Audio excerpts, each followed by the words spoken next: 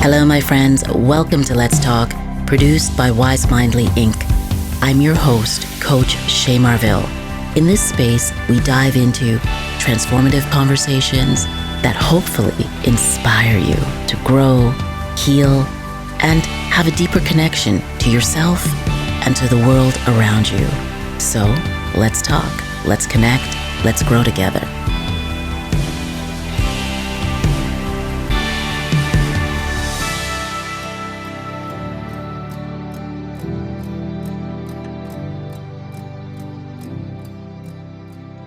Thank you so much for joining me on Let's Talk. We've been going back and forth. I know both of you, separately and together. And we've been talking about, relationships and fathers and daughters. And Courtney, you just, well, not just, but like kind of a few months ago came back from Canada's ultimate race. And you went through a lot and shared some of your experience of being there alone and what you recognized. And I just thought, let's talk about some of it and share it. So welcome. Thank you. It's so nice to see you and see you too, Dad. Matt, meet Courtney. Courtney, meet Matt. Hey. Hi, how are ya? What was it like being away?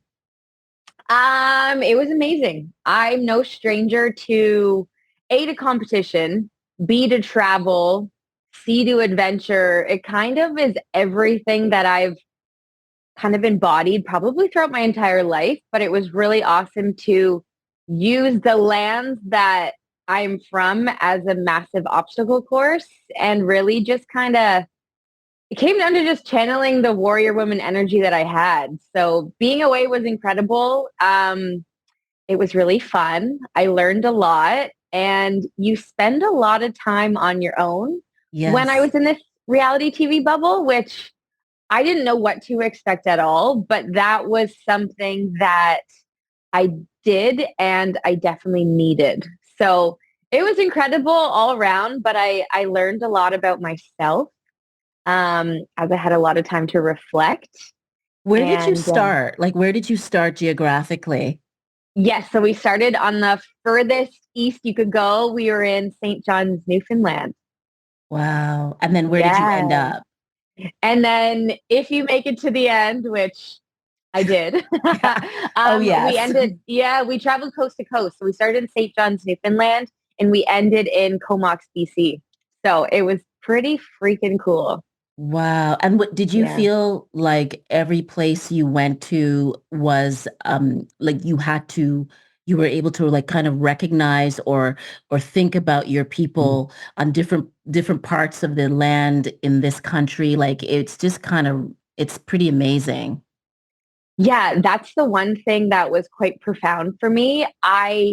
Of course, you're nervous in different situations and there's so much unknown, but I truly felt like, I don't know how to put it into words other than just, I was so connected. I was so dialed in and I had comfort in every place I went across the land. And I truly think that was it. It's just like these lands are not unfamiliar to me. It was just kind of really grounding myself everywhere I went. It was incredible to feel so grounded when you're constantly on the move and constantly in this place of unknown and uncertainty. There was like this sense of grounding I really had. And yeah, that was exactly it. Hey, Matt, do you believe in the concept of ancestral memory? Like that we carry, not ancestral memory, but ancestral blood memory that we carry in our DNA and in our body, a memory of the people that we've come from? So let me say this first. I really think that that there is, there's generations of bloodline in all of us. Mm-hmm. And I think it's really amazing when somewhere in your life's journey, you can actually, connect to that without even working at it, Yeah. where it just comes really natural. So, I've said to my friends and I've said to my family, well, mainly the people I know, it's pretty cool to be living somewhere where you're not a visitor anywhere. Mm. Right? like I'm just not a visitor. This No. this is my home, and that home base is really real, and and it speaks to a part of your being. Like the first time I went to New York was in 1988 Mm. with a friend of mine. And I remember when I got there, there was something that I was connected to there, and I didn't know what it was. So I talked to my band, and they sent me some history on the Lenape people. And in the history, that's where they originated. Interesting. We had villages set up in what's now Manhattan. That's where our villages were.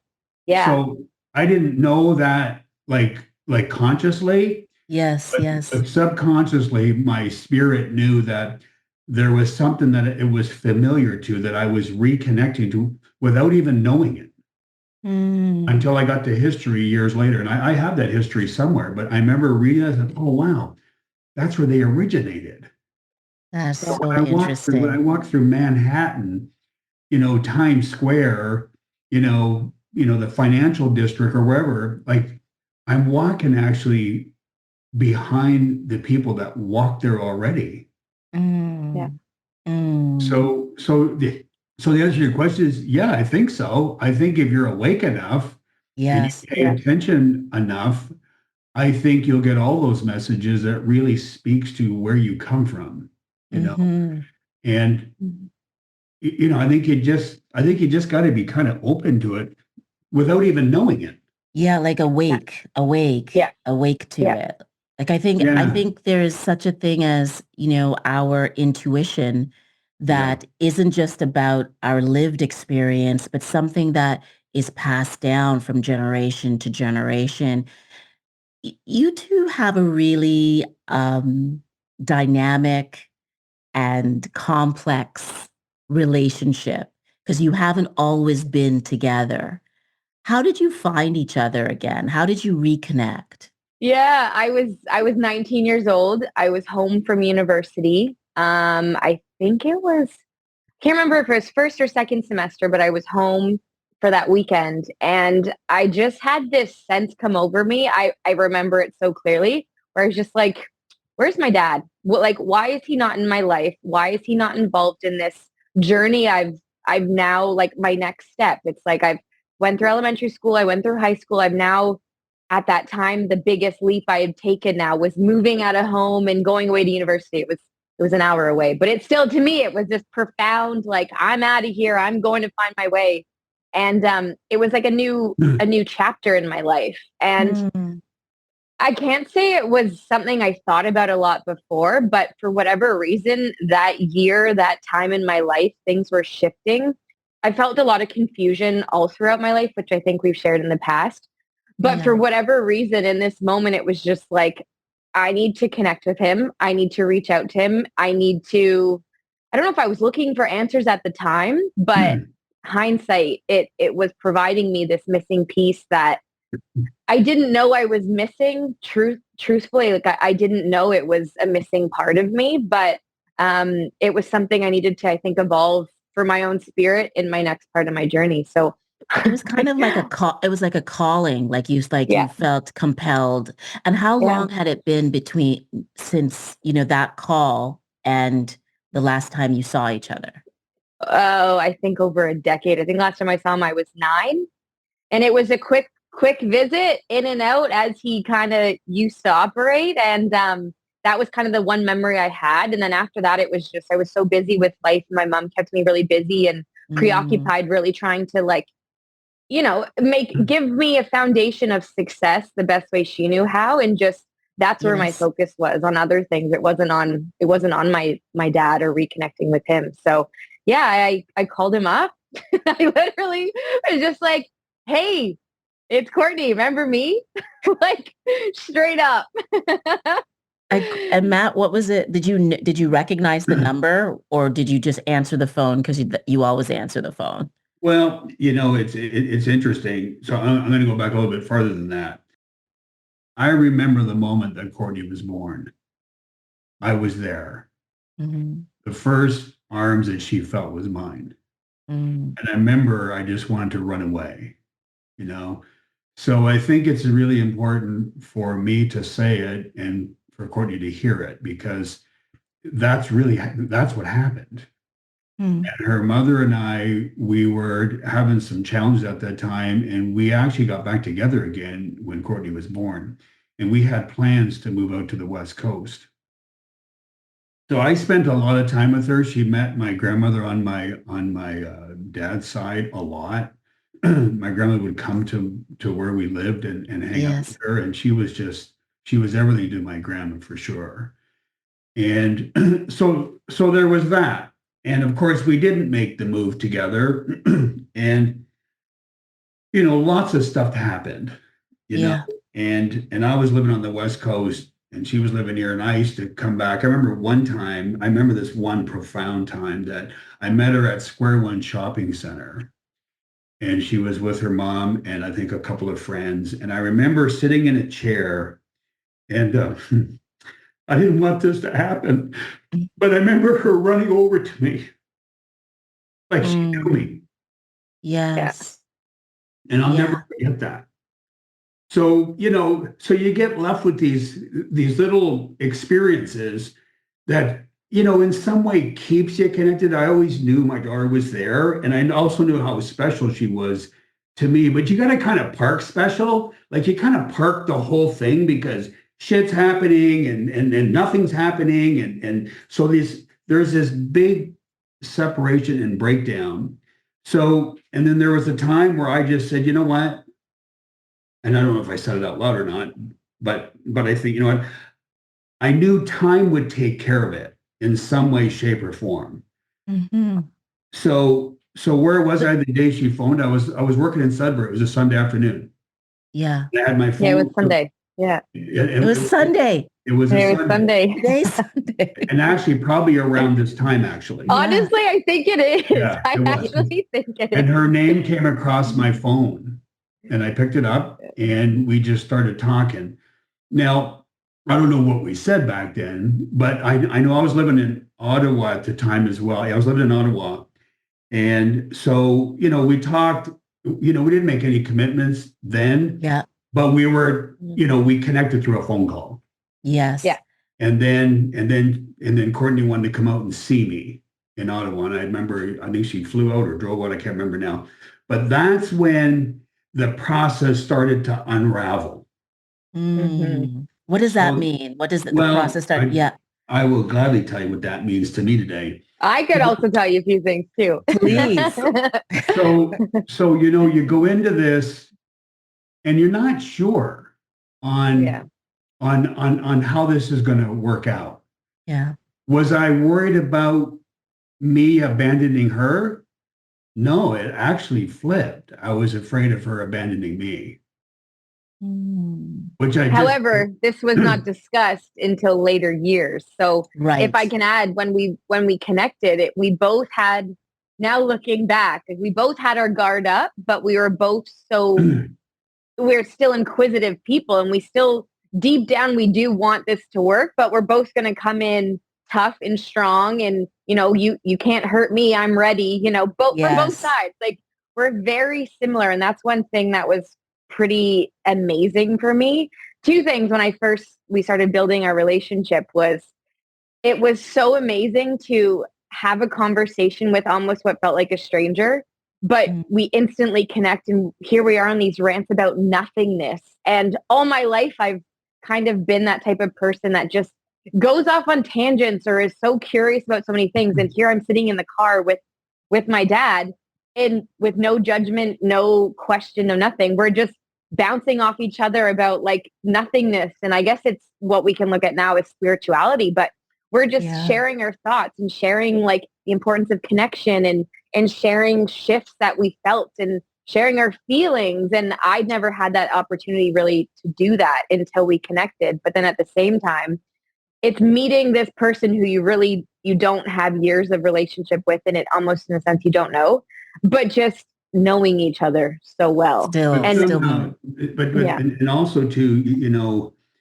for the empty spaces that are in our soul, that's in our development, that's in our way of being, there's holes in it. And those holes get filled in with relationships that your soul knows. It's just that when it's not there, it doesn't know it. It needs that, but the soul knows there's an emptiness. Yes. There's something missing Yeah. in my world. In I won't talk to her world, but in my world, there was something missing that was always kind of yearning and spinning, and I just knew it was out there somewhere. Yeah. And there wasn't something that I really had to work at, even though there was work. Don't get me wrong. Like in the beginning, you come out of the gate like a thoroughbred, and you just kind of know what you know, but you also know that there's things that you don't know. And what I didn't know is, how much I affected, how much I played a role in what she was missing from her father. And not just a father, I'm her father. Yeah. I'm her dad. I'm that other missing link. And you start to realize that the bumps in my head fit the holes in hers. You know?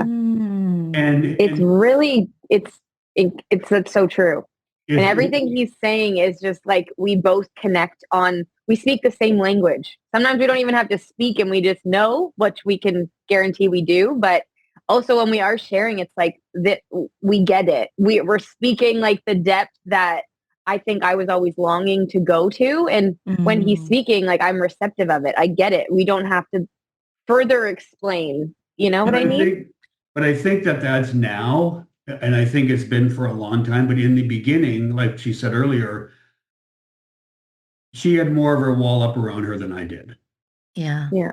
Right. And why wouldn't she? She was just a young girl, Yes. Where, I had some years and, some life experiences that was happening. So she was, and not that she, Courtney knew that she was, there was a part of her that was afraid and holding back. You don't know that. But I think, if we're going to talk about, what does it take, to really build something that's profound as it is today, it comes at a cost and it comes at a price. Even though there was already a cost and a price paid for not being there. And I think that cost goes both ways. You know what I mean? But who's responsible? First, I am. And I didn't want to be. I didn't want to, and I don't think I wanted to burden her with what was, but what I was more interested in not knowing it was how did it affect you as a woman, as a young girl, as a teenager, in relationships, in school? I think every girl, every young woman, every young girl needs a hero. And I really believe that dads are supposed to be heroes.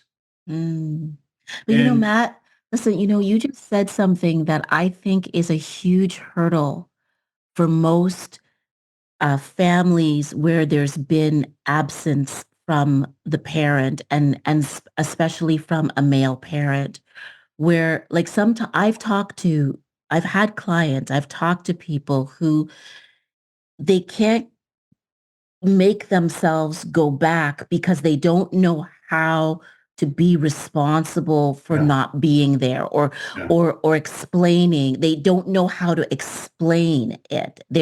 And so the fear about not explaining keeps them away, but it's not because they want to be away. Do you know what I mean? Yeah, that's really good, Cheryl. I love that, and I agree with all of it. And and I think that is the most important part. There are things that Courtney doesn't need to know, and she'll never know because it doesn't matter. It didn't even really matter back then. What mattered to me the most, if I was to dial backwards, 10 or 12 years, I wanted to know that I knew I was going to take some big hits. I was going to take some really sad experiences because I just knew it had to hurt. I come from a broken home, so I know what that's like when mom leaves. I know what that's like. I didn't know that until I was in my 40s. But here's the thing. When you experience that stuff at 14, how that manifests itself throughout the years, if I turn around, there's just a path of destruction. There's a path of hurt feelings, people let down, people that really thought that it was this when it was really that. And it was all going to come to an end because, when you're abandoned, something happens to you psychologically, physically, mentally, emotionally, spiritually, call it what you want. Everything gets tapped out. Yeah. Because you've been abandoned. And I was abandoned at 14. Courtney was abandoned almost at birth. At birth, and and maybe not knowing is maybe a good thing. I don't know. But I still think as you start to learn and grow and watch other families, you got to know, like, well, where's my dad? Yeah. Yeah, I think that was the biggest thing for me. Like growing up when I was really young, my mom was both. Like she was a mom and a dad as best she could be. She did the best she could. And I'm so grateful that she gave me a lot of tools and instilled discipline in me and perseverance, among other things. But you don't know that your home environment's dysfunctional or your home environment's different or you're in a broken home or, until you're getting a bit older and you're talking with other kids or kids are sharing what their holidays look like or kids are sharing family trips they're going on or just like the dynamics amongst their house. And then you're kind of like, wait, that's interesting. And then little me being very inquisitive again, just kind of asking so many questions because I was always so confused, even from such a young age, because it was like, I knew something wasn't right, but no one around me was putting a voice to what was going on, what my environment was like. And that was frustrating, but then without realizing like what it was I was looking for, but amongst other emotions, it just kind of trickled out and showed in different ways all throughout my life. But part of the confusion and the pain was related to the fact that your mom is French Canadian and you were raised not like as French Canadian, but you were raised without your Indigenous culture. Right? Yeah. And so I'm that getting was emotional. Yeah, it was just like, I just think of younger me.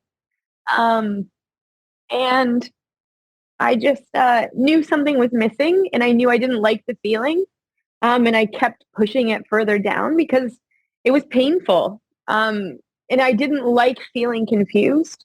Yeah. And I didn't like not, I guess, being validated. And I didn't know how to trust myself because from a young age, I've been so intuitive. But as the years went on, things weren't making sense and I didn't trust my own voice and my own. You were pushing down the Totally. intuition and there wasn't the other side. Like I know now you're really close to your dad's mom and you've got this huge, multi-generational community now, but you didn't have that when you were growing up. Yeah, it was just, it made things make sense. Once I reconnected to what is half of me, things started to slowly come together and I had to feel those really uncomfortable feelings that I'd pressed down since I was, I don't know, 4 maybe. I can't even think of the age, but those years that were so pushed down in me started to come up again once I reconnected with my dad and I had to go through it. But I also we had to build a trusting, safe relationship. And that's where it was difficult at first because I didn't trust him. Like how could I? And he didn't trust me because he had his own story going on in his head. And that was one thing that we didn't have from the start, which now. Another thing that happens as well with something she said earlier about the frustration and just knowing. And I think that in just hearing that, relating back to my 30 years of this work with people and, 90% of it being women. I'll just throw that out there because it's true. But this is where when you don't have the opportunity to reconnect, heal, reestablish, recommit, and redefine who you really are in your world, you choose another lane. And you can't sit still. You become restless, irritable, and discontent, and you're doing things that if those things were there to help you, learn who you are, I know the lane changes. It Yeah. changes. She was competitive. She said, I was always moving, you know? And was she moving because her mother was always moving? Maybe, but she's always moving because if you stop long enough, I'm going to be that confusion and pain and frustration is still sitting there waiting for you. It's going to come up. It's going to come up. So I'm going to go, do another competition or go do another marathon just so I can keep that down because I don't want to go there. And there's men and women that spend their life running from something where they can't sit still and not having a clue what it was. So, they've chosen a lane that is not really their lane. Yes, Yeah. right. It's been chosen for them in a way. Exactly. It actually kind of finds you because Yes. it's got some comfort. It's got somewhat some peace. Maybe it doesn't. I don't know. Yeah. Matt, But even just being open to all of that, I think is the biggest Yeah. thing I'm learning, that I thought everyone's always wondering and trying all these different lanes, so to call it. Yeah. But then I'm realizing that that's not as common. Like people go through their whole entire life not being awake. Like that just baffles my mind. Here I've been questioning things since I swear, like could even talk. But the Yes. fact that I couldn't imagine my life like it was coming. It tried to come so much sooner than 19, but like the fact that I couldn't, there was no wait. Like 19 was like the max I could hold out until I was could just hold like, Yeah. yeah, but you could like, hold it back. You could hold yeah, it- like But yeah. Matt, you know what I'm curious about? Were you did your relationship with your mom, like was it repaired before you and Courtney reconnected? Oh yeah, actually, yeah, it was because my mother's relationship with me reconnected the day before I moved to the West Coast, with the day before. So that was in Mm. February of 1992. So And how, because your mom had left when Yeah. you were a teenager and That's you were, did you, like you had siblings that were younger than you that you were looking My after? youngest brother was 4, and absolutely 100%. So yeah, but so it's funny because I think that every man and woman, boy and girl, they want to hear something from their parents along the way. Yeah. And for me, I wanted to hear from my dad, I'm proud of you, son. Mm. And from my mother, I always wanted to hear, thank you for staying with the boys after I left. Now, apparently, she always told me that because it was the day before I was moving to the West Coast. I was in her living room and I poked one more time at that. And she said to me, Matthew, I never left you boys. I left your father. And he wasn't leaving. He wasn't leaving. And I was done fighting. So I left. It was at that moment I said, really, Mom? She said, you finally heard me. Wow. I with my mom again. Yeah. I'll never forget that moment. It was like, really, Mom? Yeah. I've been telling you that for years. And you finally heard me.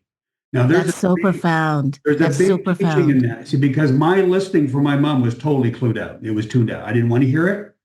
I just didn't want to hear it. I didn't like my mother, and there's a whole story behind that, but it had nothing to do with me at 14. Trust me, if you can read between the lines, you know what that's about. Yes.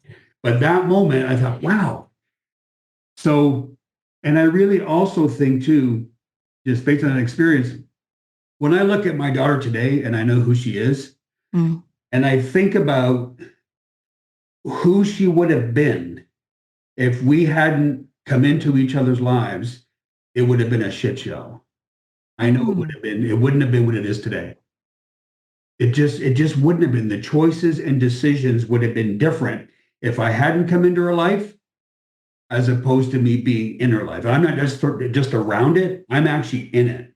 You know what I mean? I'm always there. She has access to me all the time about anything. We've talked about anything: boyfriend, sex, food, work. It doesn't matter because it's familiar.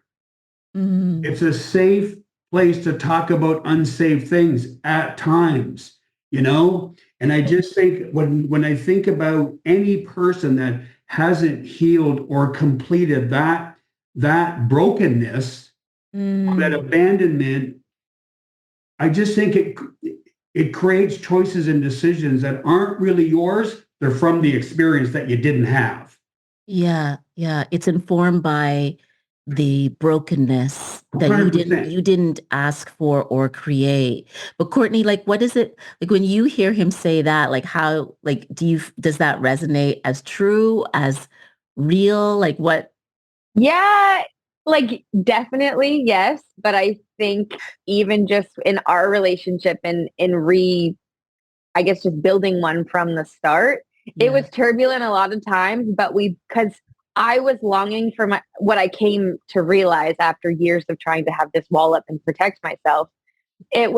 I just wanted my dad to be honest and be consistent Yeah. and and I wasn't asking for a lot. Like, sure, we've done some crazy things and we've seen some cool places, but like at the end of the day, I just wanted my dad to just show up for me as a reliable, loving, consistent person. I, I'm an adult now. I'm not a young little girl that relies on a parent to survive. I've made it this far. It's just more of now, what do I need from my dad? And it took us a lot of years for him. Again, I think what resonates is him saying listening, like to his mom, he wasn't listening. And I think for me, that's what I was longing for my dad to just hear me out, like just listen to what I actually need. And if you cannot provide these few things I'm asking for, I Mhm. actually don't need this anymore. Like, I'm glad I've got to know you. I'm glad, we've worked through some things. We've had some really good memories. We've had a lot of turbulence and arguments and we've butt heads a lot, but it got to a point of just, I'm all through that now. And now I just want these few simple things. And if you cannot provide that for me, for my own sanity and my own Yes. little heart that would constantly break every time we would have arguments or he would leave, it would bring me back to being abandoned. And I never wanted to admit that I was abandoned because I'm a strong, independent woman, but Yeah. it's the truth. And I was ready to be vulnerable. And for years, I was being really vulnerable.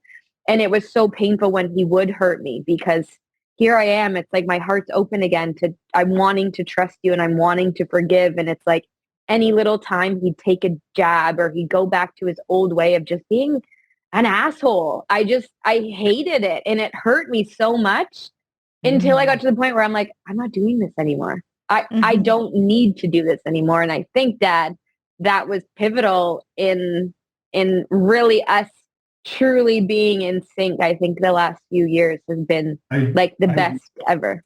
there were times that I know that I took advantage of that Mhm. kindness, that I took it for granted, Mhm.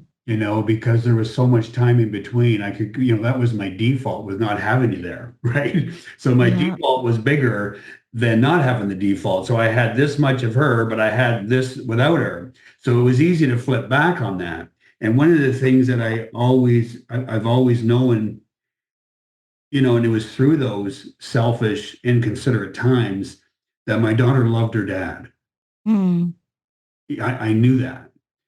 But when you're trying to, fit into what what you think she needs, and you're not kind of acing it out, because I wasn't acing it out, Dad, I need you to be consistent. Well, okay, well, what does that mean? I need you to be a dad. What does that mean? You know, Yes. you got the same kind of dad that my dad was to me. And it was hardcore, nothing going on, no emotion. If you don't like it, fuck off. You know what I mean? Go away. Yeah. You know what I'm saying? And that's how it was. So when I think back now, my daughter did a lot to help me become the dad that she wanted, Ah. because she had to help me round those edges, because they were like this. I was hardcore. Like, if you don't fucking like it, bugger off. You know what I mean? Mm. But I didn't say that. And maybe sometimes I did. I can't. No. Sometimes we had some chewing matches. But you know what? But also I knew my daughter was smart. Yeah. Yeah. And I honor her smartness today. She's so fucking smart. It's ridiculous. But you know what? But she can talk. She can write. And Yes. I also knew, and maybe this was again part of my responsibility, to really help her get her cup full. with what a dad's supposed to do. A lot of this is hers, like it's her cup. Yeah. I have a responsibility to be in that cup somewhere. Same as her mother has a responsibility to be in that cup. We have a role because at the end of the day, we're her parents. We're not all of it, but we are.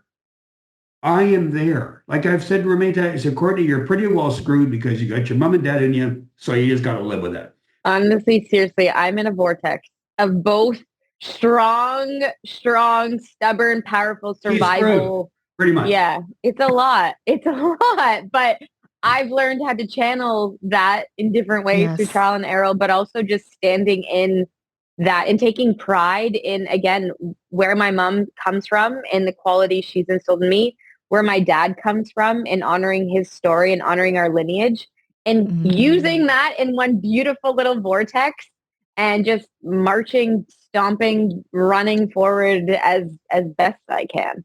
And your spirit has other work to do as well. That's different from your parents, right? Yeah, Matt, sure. you were gonna say, sorry.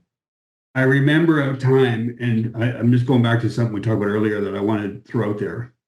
I remember one time taking my daughter and a guy she was with to New York City. And we all shared a room together. And I knew that there was something going on next to me that wasn't cool. And he left. Wait, Dad, be clear on that. That could be misleading. We're fighting. Yeah, well, there was something going on there. And I meant they weren't having a good time. Let's put it that way. Yeah. And he left. And then my daughter left. And it was like 1 or 2 in the morning in New York City. Mm. And I remember going outside the hotel. This was the first time that I really experienced what the dad thing maybe could be. And she's sitting on this curb that's about this deep. And she's sitting there and she's upset. And I remember saying to her, that's not the guy. That's not the guy. And we had to drive back to Canada together in the same car. It was awful. But you know what? It was at that point that was my first really real dad moment. When I said, that's not it. That's not it. Yeah. And it was really cool too, because there was no judgment. And that's one thing I think I was longing for. He just saw me as me and came from a place truly as a father of no judgment. He's not here to tell me like what you should and shouldn't do. Yes. It was just his honest, truthful, like perspective coming from a place of love and kindness and just like, I want the best for you. I'm not going to tell you what to do, but this is what I'm going to say. And it was like, this is what I see. And this is what I see. And I support you no matter what. Yeah. Well, you know what? And that's an interesting point because I've always maintained my honesty towards her, whether it hurts or not, whether it's sharp or not, because she can do the same thing with me. Yeah. But I think that there's times where I've seen, that just ain't fucking good enough. It's like, stop it. That's crazy. Stop being hard on yourself. Just go for it. Do everything, blah, blah, blah, But there's other times where I'm just going to listen. But my daughter knows if you're going to ask me for some advice, I will give you my advice, but it's up to you what you want to do with it. Because I know my kid is strong. She's stubborn. She's bullheaded. She's actually intuitive and caring and has a huge heart. Sometimes it's a liability as opposed to an asset. And I know these things about her. I know them. And sometimes I keep my annoyance to myself and I just have to lift her up a little bit to at least help her get over the hump, whether she gets over it or not. But you got to find your way. You have to find your own way. And if there's anything, take advantage of the 2 resources that you have that make you who you are and who you are not each day. You know what I mean? Because you're stuck with it. You find your way with how you want to be in your world, but you do have the resources to tap into if you need some questions answered. You know what I mean? Yeah. See, that's so powerful because I think like so many families, it's hard to get over the things that we've done to hurt each other. And so like you don't get another chance to be in each other's life and build something new because you're thinking, about what has happened in the past. And it Yeah. sounds I like you think, were grounded in the present. I just want to yeah, say that's, this. I just want to say this first, Courtney. So here's what came to me when you said that. And this is hard. Knowing what I know today with the relationship I have with my daughter, just knowing what I know at this moment, if I knew I didn't experience that, that would really suck. That would so suck to know what I know today. What I didn't know, it didn't matter. I didn't know it. So, you can just kind of park it.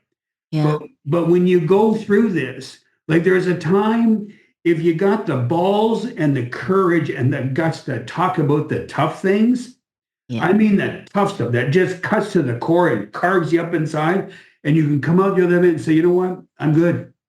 You know what I mean? Let's get over this together. There is huge benefits to that. But I'd like to think that we all have that guts and courage. But I don't think we do. No. yeah. The accountability piece was pivotal for me. It took my dad a while to be able to just voice like his side of things. I really needed that in order for me to truly forgive him. I've said from the beginning, and I stand in this so proudly, I am a very forgiving person, and I'll continue to be that way probably forever. Again, as my dad said, like I do wear my heart on my sleeve and I have a really big heart. But at the same time, it's not like you can walk all over me. I No. think I know my dad so well. I swear sometimes just as much as he knows me, like I know him extremely well. Sometimes he doesn't have to speak. I already know. Yes. Whether he wants to believe that or not, I think Oh, I know that. he Oh, already, big time. yeah. So it was that accountability piece. I needed him to just acknowledge what he did, how it hurt me, and just own the things that he was intentionally doing. Because that was what was making me like, I couldn't stand it because it was like, I know what you're doing. I know you know this is hurting me and you continue to do it. And then I would always need a break. And then we'd go a couple years of not speaking because it was so painful. And I just needed that one little piece that he was being really stubborn to admit, whether he knew he was doing it at that time or not. That's what changed, I think, our relationship in later years, and in him just owning all of that. Just say you were being an asshole to me for whatever reason. I needed to hear that because I knew he was being one, and I needed him to just own it because I knew things were intentional. And I'm like, we're not doing this anymore. We're going to be truthful and kind and loving as best we can, and we're going to be honest, and we're going to have integrity moving forward. And took us a while to really like grasp every bit of those all at once. But look at us now. We're each other's like you're like your ride or die people. Honestly, yeah, it's pretty cool to have a ride or die, like to just fully trust and not expect anything. Like I don't need anything from my dad other than those few things that aren't materialistic. They can't be bought. It's truly show up with these few things and we're solid. I'll do the exact same just like I've promised you. Yeah, no, exactly. And there was a time where there was just another event that put us not to the edge, but over the edge. Yeah. We were both over the edge together, and she was in her lane and I was in my lane. I was in Vancouver. We went to this little restaurant in Kitsilano, and I knew exactly where we were sitting. Me too. And there was this conversation of, can't do this. Yeah. Like, I just got to be better. And it was just, it was on the table because she was ready to walk away. Yes. And I truly was, because it was hurting me too much. And I couldn't keep going back and like, I don't know, fighting for his love or fighting for just who I know he could be. It just got too exhausting because it was just like, I've given you a lot of opportunity. That's a pretty good line right there. That's a pretty good line that she just said right there. Because, giving you the opportunity to just show up, and it was just, she was just being slapped, it was just not going to happen. Yeah. And I don't even know if I really knew how to do it, but something happened that day where that was pivotal. Now he cries all the time. Now he wears his heart on his sleeve. Now he tells me he loves me just dug more a little than deeper. ever. just dug a little deeper, man. And that's what I need. Honestly, that's all I needed. I just needed my dad. I knew he could get there.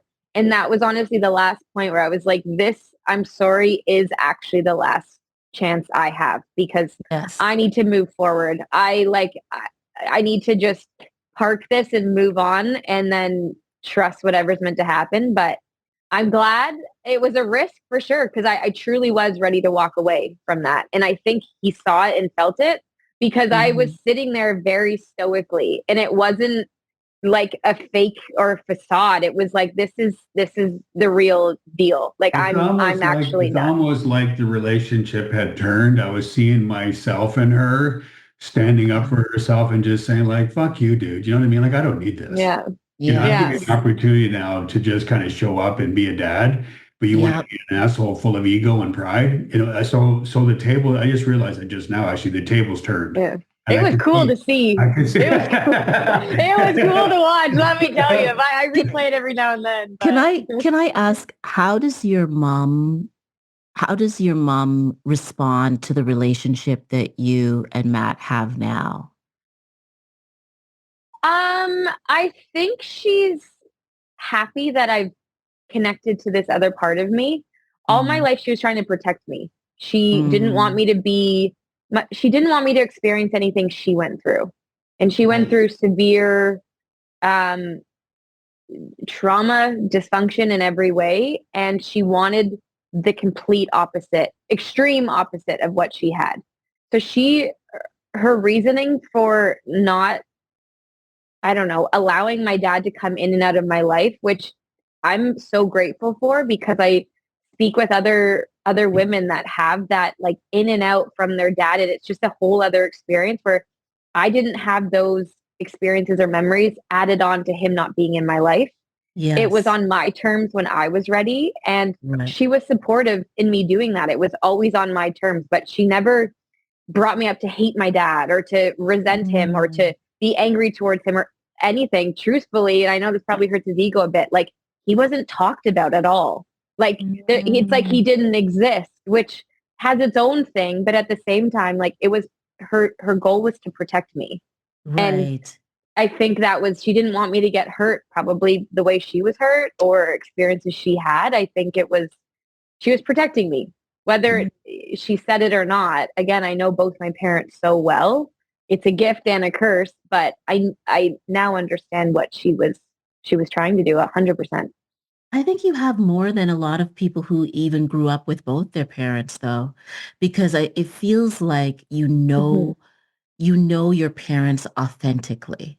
And I think a lot of people, the parent will be on their deathbed and they'll say, I'm not sure, like I didn't know this, or I never felt that, or I didn't feel loved by my parent. Like I don't think you would ever say that. Yeah, and it's definitely a gift. And I think I can hear my mom's voice being like, well, I didn't ask you to analyze me or get to, like, she didn't ask if, neither did my dad, but it's just who I am.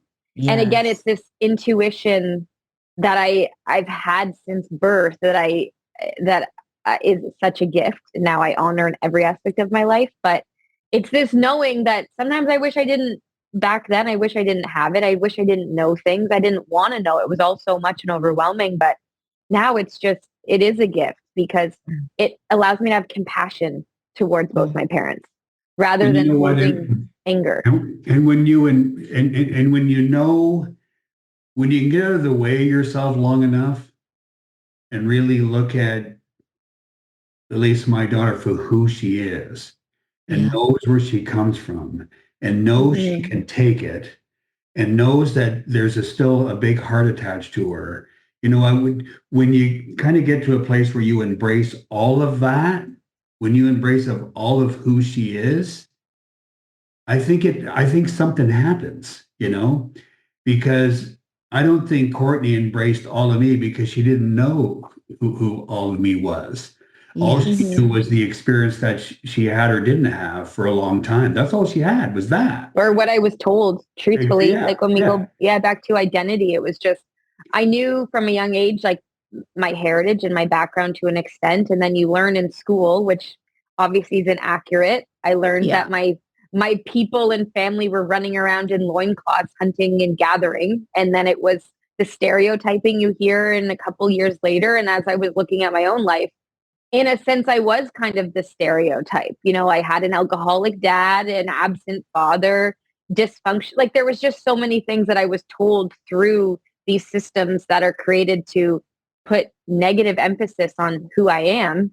That's what I started to believe. So obviously I'm going to press that down because I kind of am embodying all these things and just pretend it doesn't exist. And so far as to just never acknowledge that piece of me when it was so many times trying to come up in different ways it was showing up, and it all worked out. And obviously I'm so grateful to be able to honor every part of who I am, but I now, like, it's the strength that I carry, and it's this resilience, and it's the beauty and the cultural pride. There's so many things that it's like, and the resilience and the complexity. Like I embody all of totally. Like I embody everything of my heritage, and that is something I'm so grateful for. And I used to cry thinking about it, and I learned that tears are a way of, it was my spirit finally reconnecting and finally longing for this connection. And did I ever think they were happy tears?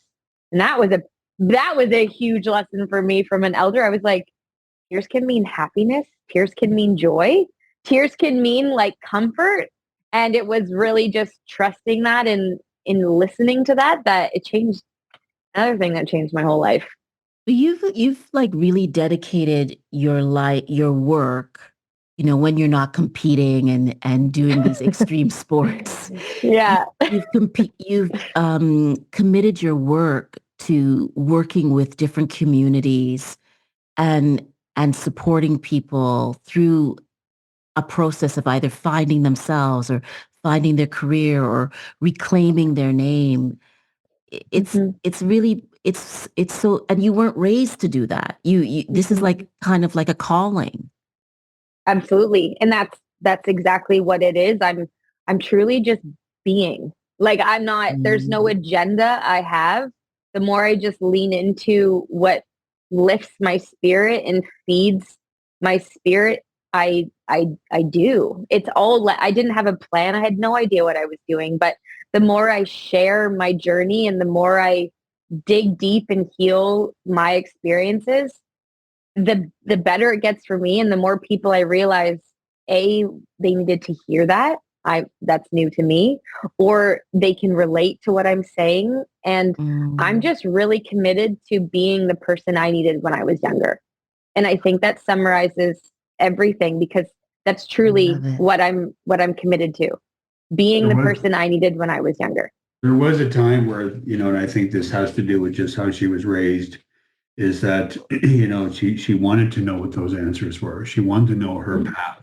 Where is university taking me? What am I going to do? I remember saying, I said, well, just do everything, Courtney. Because here's what I've always said to her: stop looking for it, because it will find you eventually. Yeah. It will find you. The work, your purpose and meaning will find you. You don't have to go looking for it. But if you're out there looking, you might as well have fun while you're doing it. You know what I mean? Yeah. You know, go and see the world and go travel around, but it will find you when it's time. And it just so happens it's not going to be your time.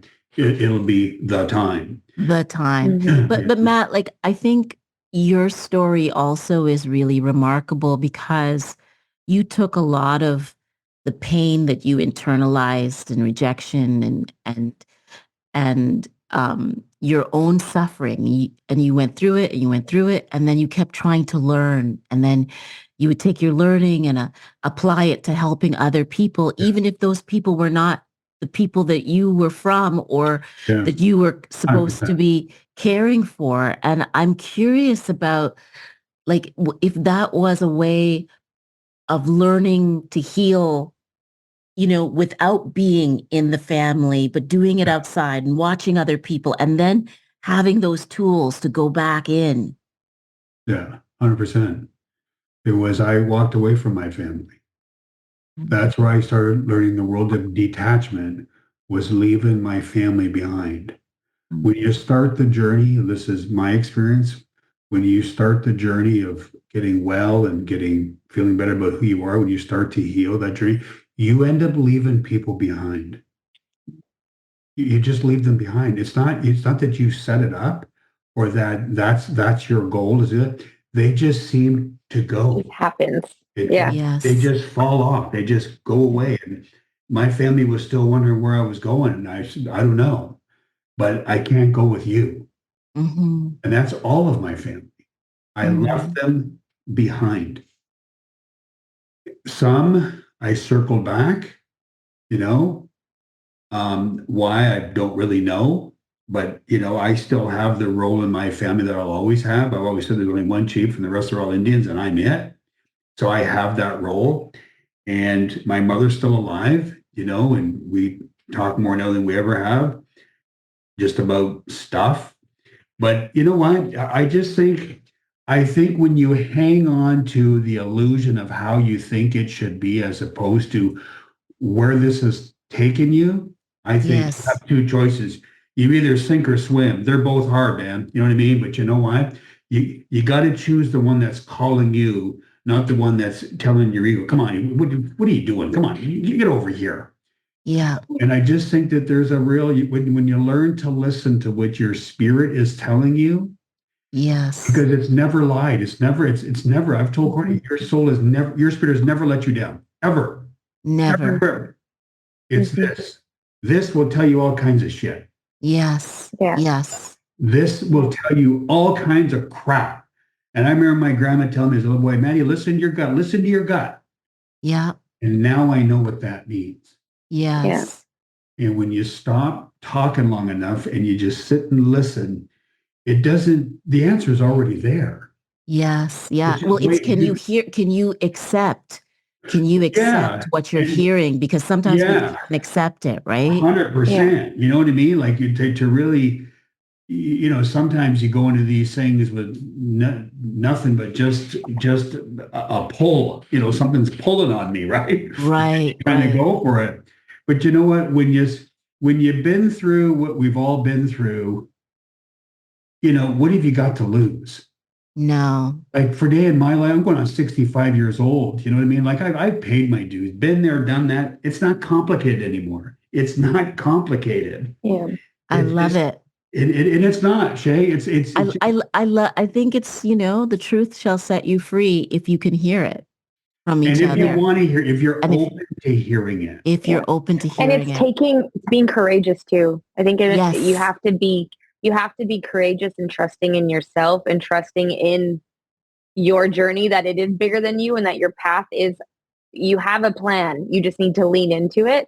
And I think I can relate to my dad's experiences too, where he had to leave people behind, where in a sense, I have done that a lot too. Once I really started to lean into who I am, and Yes. literally and figuratively, like I moved to the other side of the world and lived there for 2 years just to really confirm that the environment I was in is not the environment I want to go back to.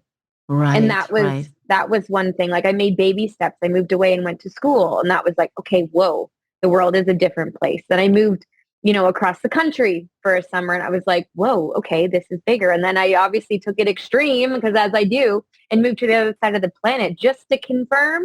Australia. Um, Yeah. Yeah. yeah, and my world got bigger, and it was truly like seeing my world from the outside, whether it's like an eagle or just looking from the outside, and working through those thoughts, and again, still questioning things, but just trusting that this is making sense. This will make sense. It doesn't make sense at this very moment, but it will. And I feel yeah, like for you, it's like it's also about like just demonstrating over and over again that you can stand on your own feet. Yeah. That you Whether can that's, stand, yeah, you like it's know, not by choice. Like I'm a strong individual, but that's because of experiences I've been through. And that's one thing that kind of still bothers me a bit, because people, when they do hear more of my story or my experiences or what my upbringing was like, or things mhm. I've gone through, they're always shocked, or they're always like, oh, I never would have guessed, or I never would have thought. It's like, am I supposed to look a certain way? Am I supposed to act a certain way to fit that mold? Like, what is it? And I already know what they're thinking, because